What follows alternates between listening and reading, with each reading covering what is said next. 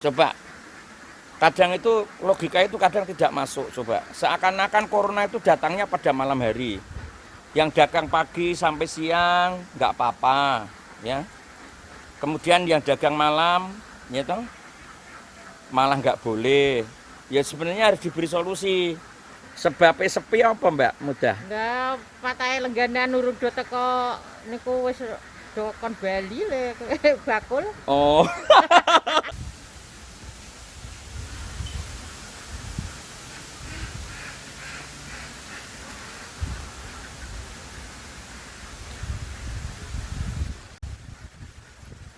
hari ini anginnya gede.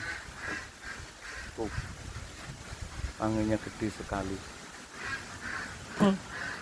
Kembali lagi ke kandang bebek. Assalamualaikum warahmatullahi wabarakatuh. Saya itu jenar cerita mas. Iki angin gede. Kehidupan saya itu dari peternak bebek. Angin gede, hujan terus menerus, suasana dingin. Otomatis bebek itu nggak mau bertelur. Karena dia untuk menjaga kehangatan tubuh saja sudah satu pekerjaan. Kalau bebek itu nggak bertelur mas, makannya banyak. Nah, sementara sekarang ini makanannya banyak, harga telur tinggi, tetapi tidak seimbang dengan kenaikan pakan. Dalam satu bulan dari 395 sekarang satu sak menjadi 435 sampai 440. Sebenarnya ini mau cerita saja, berat untuk para petani. Itu belum baru peternak bebek, belum lele. Ini loh Mas Teguh, harga pakan lele itu tidak seimbang dengan produksi Mas. Padahal pasarnya lagi sepi. Ini nggak selfie Mas. Ini yang masih alhamdulillah itu ya pedagang telur itu saya masih ikut seneng. Karena apa? Masih bisa bertahan. Ini Mas Teguh ini pelanggan saya sudah 4 tahun. Walaupun dia kerja di sekolah, tapi dia sangat kreatif. Setiap minggu kesini untuk ngambil telur. Memang kadang-kadang hidup itu nggak ada logika ya mas. Iya. Sekarang contoh lagi, orang jualan katanya PSBB ya, suruh sampai jam 7. Lah kalau pedagang pecel lele, kemudian nasi goreng, buka jam 5, maghrib sholat, selesai jam 7 kurang seperempat, terus jam 7 diambil, suruh berhenti, lalar bakul piye? Termasuk bakulku martabak, senyok tuku ndoke Mas Teguh iki. Nek, saya tak takon karo Mas Teguh. Mas Teguh, nek wong adol martabak daerah Temanggung, buka jam berapa Mas Teguh? Jam setengah 5. Setengah 5. Padahal biasanya pulang sampai malam jam 10, jam 11 ya mas. Rame-ramenya habis sisa. Loh. Ini Mbak Mudah nggih. Nggih. Piye Mbak Mudah sekarang kondisi pasar piye? Sepi, rame. Ya, sepi wong angger wayahe arep ayu diobrak-obrak kon Bali. Oh, arep ae diberapa kan Lah mulai? nggih wis jam 6 kudu resik niki. Jam 6 kudu resik. Nggih. Sing esok jam 6 kudu resik. Nggih. Sing bengi jam 7 kudu rampung. Nggih. Rampung. Sebabnya sepi apa Mbak Mudah? Lah patahe lengganan urung do teko niku wis do kon Bali le bakul. Oh. Jadi lengganane durung teko wis kon mulai, wis kon tutup. Kon tutup. Ya bener. Nah, iki mulai kapan kuwi Mbak Mudah? Mon nake kurang ndi lho tulisan kae ate tanggal pira to kae.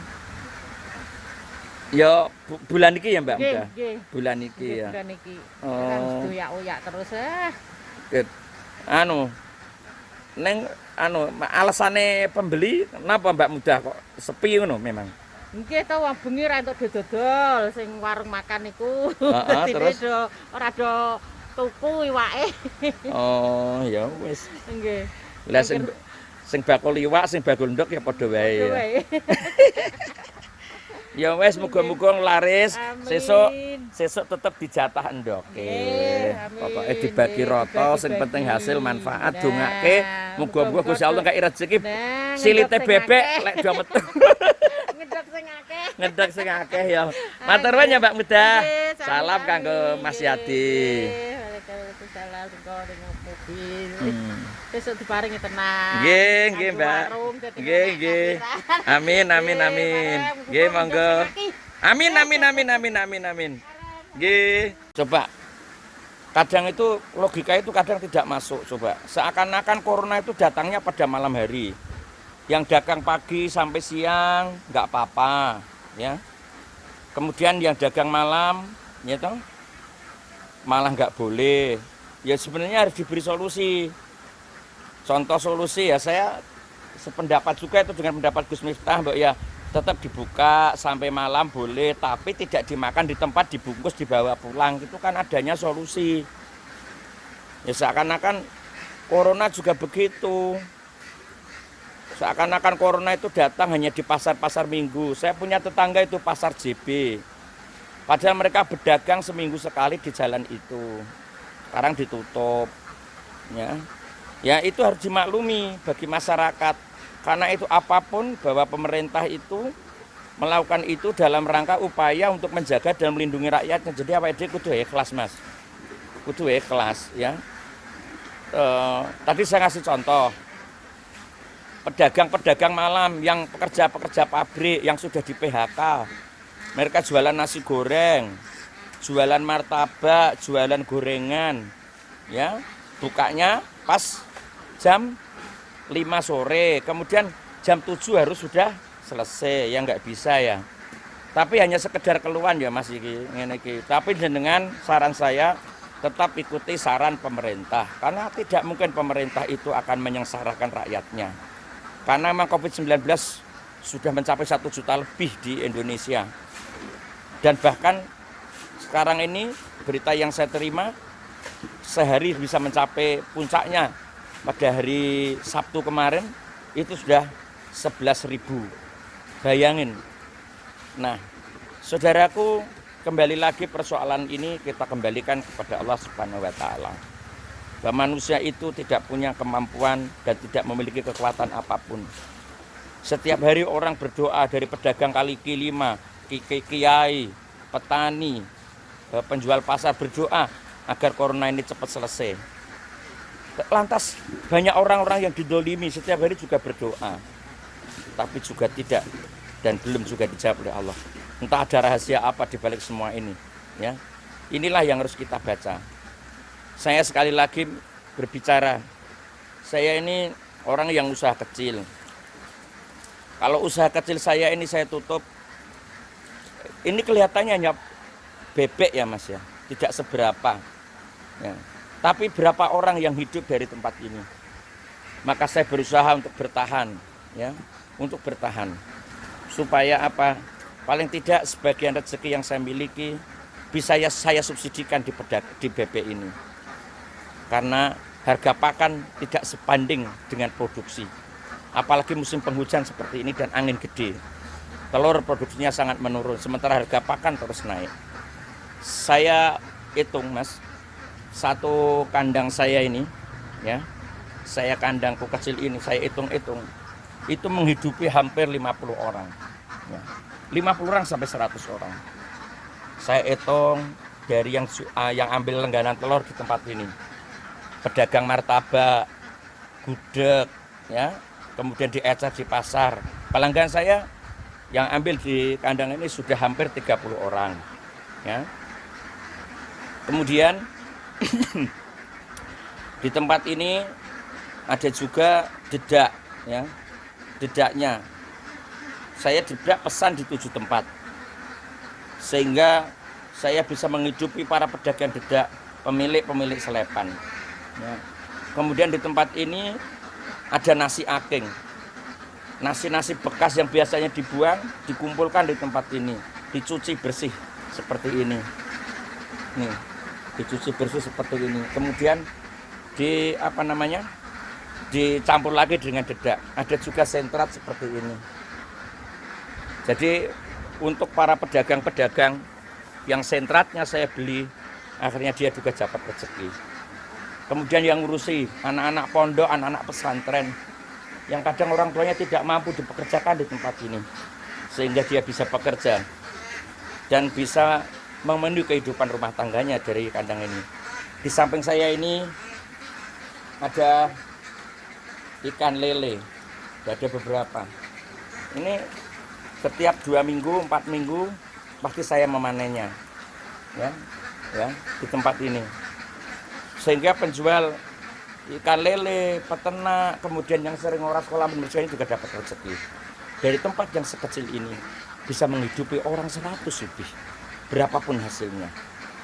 Saudaraku, dari kandang saya tercinta ini memang saya terinspirasi. Saya nikmati menjadi seorang peternak, ya. Dari tempat ini yang tadinya cukup berhasil dan cukup untuk menghidupi dunia dakwah saya. Sekarang kami harus bertarung dengan harga pakan yang semakin naik. Sekarang saya harus bertarung dengan penyakit karena di musim penghujan yang dingin, sehingga hampir setiap hari bebek kami harus mati. Tapi kita tidak mengeluh, karena kita pernah juga laba besar di kandang ini. Insya Allah ini akan segera bangkit dan kita akan kembali seperti semula. Kita bisa beternak, berdagang, dan bekerja apa saja yang bermanfaat bagi umat. Jangan menyesal dan jangan mengeluh. Makanya saya ingin hidup itu menjadi sangat sederhana. Memberikan manfaat kepada orang lain adalah bagian dari dakwah saya. Mengikuti cara bebek hidup adalah bagian dari dakwah saya. Ya, itulah sebabnya saudara-saudaraku, di saat pandemi seperti ini, kita harus banyak berpikir positif kepada Allah. Kita jaga hidup kita mati-matian, kita jaga hidup kita dengan penuh. Tetapi kadang kalau penyakit sudah datang, tidak bisa berbuat apa-apa. Seperti saya yang peternak bebek ini. Dulu saya merindukan ketika musim ini bebek saya bertelur. Ya, tetapi harganya tinggi, pakannya sangat mahal. Kemarin bebek bertelur banyak, tapi harganya sangat murah. Entahlah ini ada rahasia apa di balik keinginan Allah. Tapi yang jelas Allah tidak akan tidak mungkin membuat umatnya itu bersedih. Saya yakin Allah Subhanahu wa Ta'ala akan memberikan jalan yang terbaik untuk umatnya. Berprasangka baiklah kepada Allah, karena Allah Maha mengetahui akan keadaan umatnya. Percayakan semua corona ini kepada kehidupan berbangsa dan bernegara. Kita harus berpikir positif, usul dengan baik, dan mengingatkan bila kebijakan pemerintah tentang corona ini tidak memihak kepada masyarakat, tidak memihak kepada pedagang. Terima kasih, semoga bermanfaat. Assalamualaikum warahmatullahi wabarakatuh.